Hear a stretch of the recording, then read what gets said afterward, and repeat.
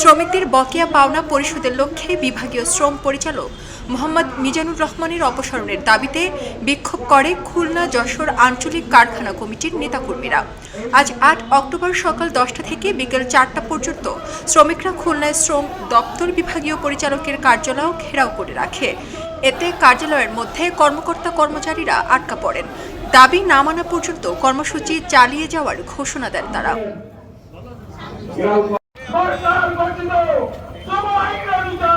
শ্রমিকরা জানান, রাষ্ট্রীয় পাটকলগুলো বন্ধ করে দেয় হাজার হাজার শ্রমিক পরিবার বেকার অসহায় হয়ে পড়েছেন। পাটকলগুলো পুনরায় চালু ও বকেয়া বেতনের জন্য বিভাগীয় শ্রম পরিচালকের কাছে গেলে তিনি শ্রমিকদের জীবননাশের হুমকি দেন। তারা অভিযোগ করেন, সাবেক শ্রম প্রতিমন্ত্রী মন্নুজান সুফিয়ানের আস্থাভাজন মিজানুর রহমান দীর্ঘ 17 বছর ধরে খুলনায় অবস্থান করায় তার শক্তি কাজে লাগিয়ে মিজানুর রহমান স্বৈরাচার পরিচালকে পরিণত হয়েছেন। সাবেক সরকারের 17 বছরে তিনি 15 জনকে ডিঙিয়ে পরিচালক হয়েছেন।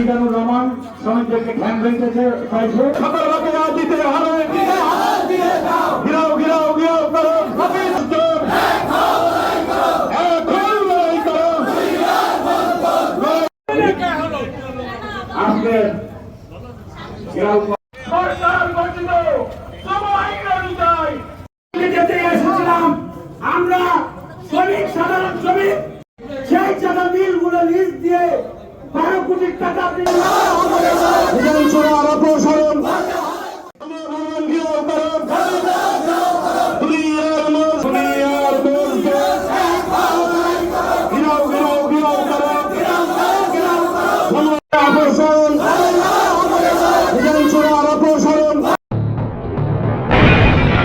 সবাই যখন জোয়ারে গা ভাসায়, কেউ কেউ শিরদাঁড়া সোজা করে ঘুরে দাঁড়ায়।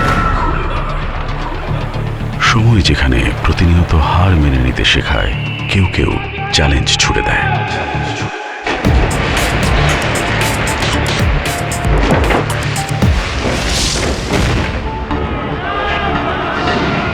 পক্ষপাতের ভিড়ে আজ থেকে কোনো পক্ষ নয়, খবর হবে নিরপেক্ষ।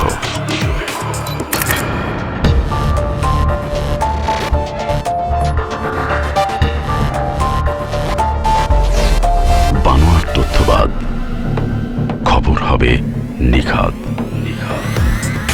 ভেঙে গুজবের শিক, খবর হবে নির্ভীক।